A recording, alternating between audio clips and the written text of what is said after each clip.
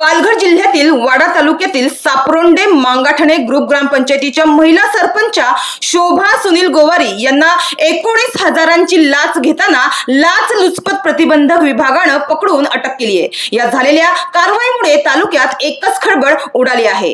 ग्रामपंचायत कार्यालय विस्तारीकरण करण्याच्या कामाचे मंजूर केलेल्या बिलाच्या रकमेपैकी 2% प्रमाणे एकूण 20,000ची लाच मागणी केल्यानंतर लाचलुचपत प्रतिबंधक विभागाने त्यांना पकडले। तालुक्यात सरपंचावर कारवाई होण्याची ही बहुधा पहिलीच वेळ असल्याची माहिती देखील पुढे आली आहे।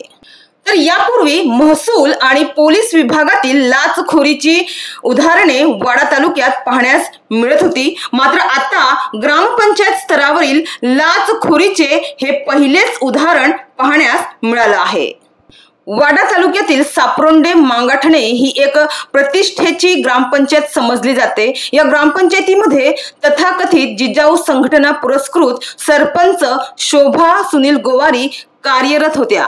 त्यांनी ग्रामपंचायत कार्यालय विस्तारीकरण करण्याच्या कामाचे मंजूर केलेल्या बिलाच्या रकमेपैकी 2% प्रमाणे एकूण 20,000ची लाच तक्रारदार यांच्याकडे मागितली होती।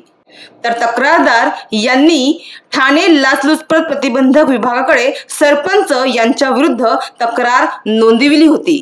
तर याबाबतची तक्रार दाखल होताच लाचलुचपत प्रतिबंधक विभागाच्या अधिकाऱ्यांनी तक्रारीची पडताळणी केली असता सरपंच यांनी 20,000ची लाच स्वीकारण्याची तयारी दर्शवली होती। त्यानुसार शुक्रवारी कारवाईसाठी सापळा रचण्यात आला। यावेळी तक्रारदार हे लाचेची रक्कम आरोपी सरपंच शोभा गोवारी यांना देण्यासाठी गेले होते।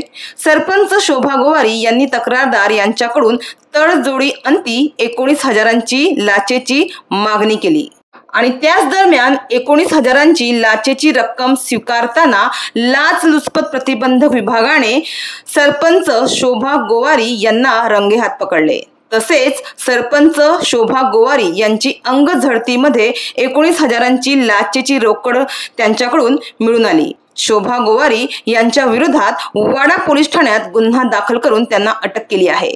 मात्र स्थानिक स्वराज्य संस्थांमधील महत्त्वाची दुवा असलेल्या ग्रामपंचायतीमध्ये भ्रष्टाचार किती फोफावल्याचं जिवंत उदाहरण या प्रकरणातून पाहावयास मिळालं आहे।